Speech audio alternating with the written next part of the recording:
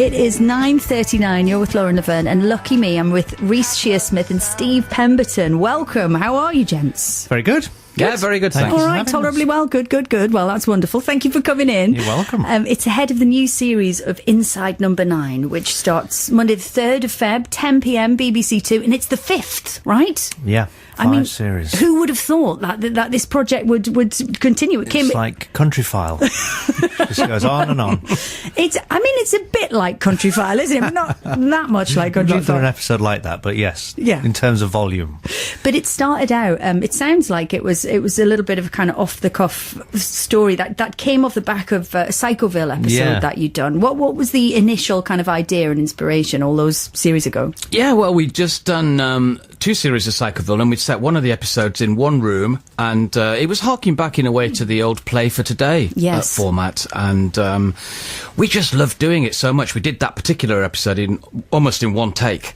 And the notion of telling a story from beginning to end and doing an anthology series really appealed to us. So we pitched it.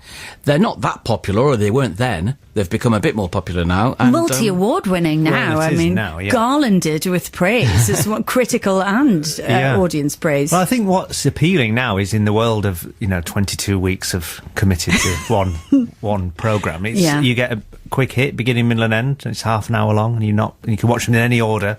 So that's quite good now for people that have got the attention spans of like 30 seconds. Yes, that's me. Well described. Yeah. I mean, I can see the appeal definitely of watching these, as you say, these kind of one room, one story, single standalone episodes, but very difficult thing to write because you're generating such a huge volume of ideas. Yes. It's not like you get to plant a little seed and then 3 episodes later you can kind of watch it bear fruit. Thank you for saying it. Yeah, it is. It burns a lot of material, a lot of ideas. We're often thinking this could be a whole series, and we're just doing it and then throwing it away. But it's not throwing it away. The good thing about them is that because you are doing a one-off story and it ends, you can do big, extraordinary endings that have no consequence the next week, so people can die, and you can have things that that you don't have to pick up the following week. So that's why I think some of them are good, because you've got that opportunity of starting again the next week. And they're all linked by the number 9.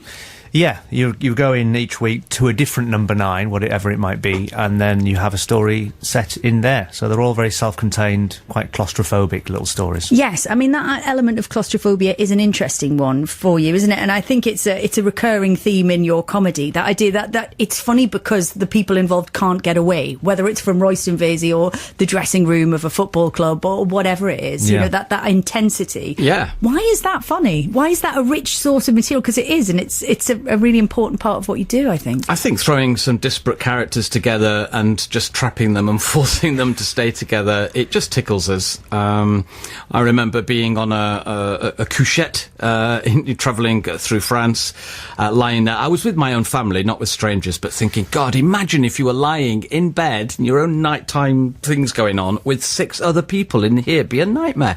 And my brain started ticking over immediately where that could lead to. We don't have to think about character arcs and things being stretched out. You can just put these characters together, like the blue touch paper, and see what happens. I mean, it's not as easy as he's making out. Go on, let's have the real story. Well, no, it's just absolutely agonising, sitting in a room in silence for day on day, thinking, could that, and just exploring the ideas of the possibility of a story, and then finally eking out like a winkle out of a piece of coal, this possible gem. Do you get winkles in coal? Winkles in shells with a pin. Them. I know, it's a mixed message. Willocks in my part of the world. Willocks, yeah. Do people do the annoying thing that I did immediately when I said hello to you just now, when I was like, oh yeah, have you ever done a radio studio? You all can't the leave time, those. Yeah, all the constantly. time, because Number 9 bus. Do a number 9 That's bus. your like idea. As if you'd never have thought of that. It seems like an easy thing to do, this programme, because it's just like, I've got a story for you. You should have this. Where can I write? Can I send you this story? And it's like, but the thing is, it's the story is everything. It's not just what the 9 is. So you could do, number 9 toilet.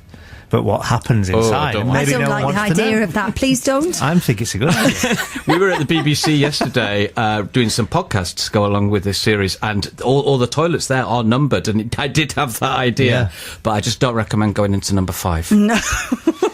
I went in. There is a toilet in the first episode, in David Morrissey's episode yes, of this new series.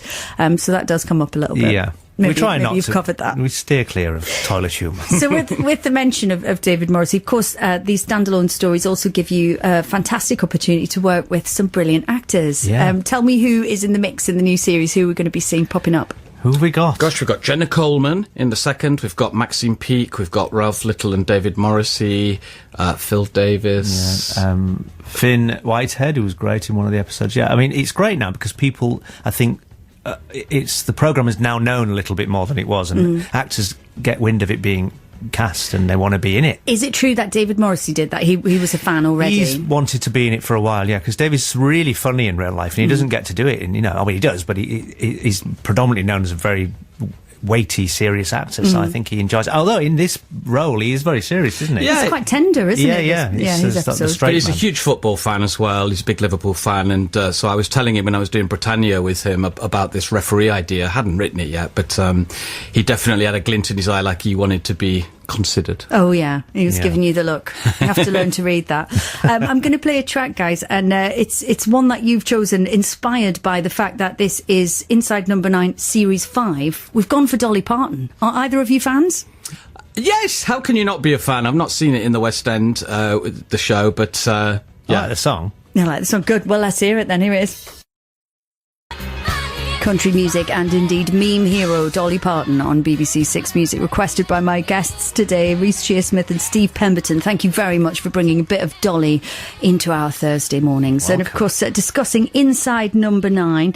So is there any Number 9 that you haven't done that you've not been able to nail yet, but you know it would be a good one? oh yeah, loads. What's on the back burner? Well, we don't really like to talk about the ones just in we case. haven't done We yet. might use them in the end, so... but yeah, there are a lot. I mean, of course, there are... We've done a lot of interior, so it'd be good to try and think of somehow where we could get outside more. Yeah. That's the thing we would like to do more of. And what are you most... I mean, the episodes coming up, the Number 9s that you've most enjoyed nailing and getting right then? Flip that question the other way around. Well, there's there's one in the new series that's all set in the world of magic, and I play an illusionist, and that's an area of we've wanted to try and get some story out of that for a while. So that was nice to do that and be in that world for a week. And is that a long-term kind of interest of yours? Yeah, I'm a big magic fan. Yeah. Since when? Oh, since I was little, yes, as long as I can remember. Yeah. Did you have the Paul Daniels magic set? Of course, and all that? Yeah? yes, absolutely. Yeah. Could you do tricks and stuff, or...? Yeah, I would do magic tricks, yeah. But I'm more like I collect it now. I sort of collect old... I've got a zigzag lady upstairs in my loft. Sorry, you'll have to unpack that for me a bit. It's a magic trick where you put a lady in a box and you push the middle out.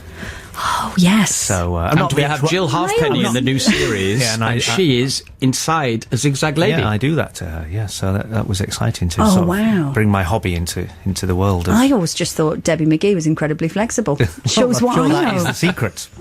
Having watched You've given it Strictly. away. Yeah. Oh, no, you're not supposed to do that. But Steve, you had the first one of the new series is a passion of yours, isn't it? Football world. Yeah, football, I just thought, what goes on inside the referee's changing room? The mind boggles, because I think I read a match report where some of the players were arguing, or the manager was arguing and trying to get into the officials' changing room, and it just sets your mind thinking. So anything can inspire an episode, but sometimes it's just the ordinary house and what lurks behind the ordinary seeming facade of Number 9. Some of the most horrible ones have been sort of the most mundane and real world ones, and we've done sort of gothic horror ones, and they're almost cartoon-like in the way that you feel a little bit removed from them, like Castle Dracula, but it's far more scary when it's just a normal house. I think, I mean, the referee episode, that Number 9, it's interesting because the as you mentioned before, actually, David Morrissey been incredibly funny in real life, but it's quite a tender episode, that, and I've yeah, he's quite he's restrained, isn't he, in that part? Yeah, it's good. It's I mean, it gets very heightened, and there's a lot of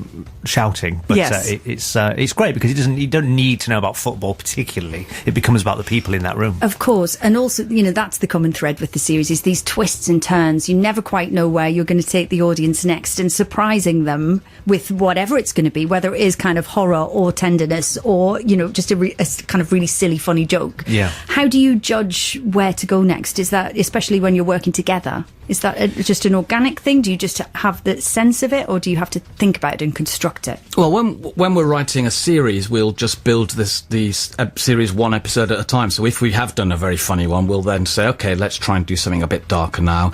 And then you just kind of want to have a different flavour every week. As Reece said, it's like a box of chocolates. You don't know what you're going to get. But even within an episode, you can have one that starts out quite funny and then takes a darker turn. So we don't have a prescriptive way. Sometimes we have an ending that we think, oh, that would be a great reveal, and how do you get to that? And other times and work back, or sometimes we've thought of an ending and halfway through we thought that's become too obvious, we need to change it. The new series starts on Monday the 3rd of February, as I said, 10 p.m. BBC Two. How many episodes have you got?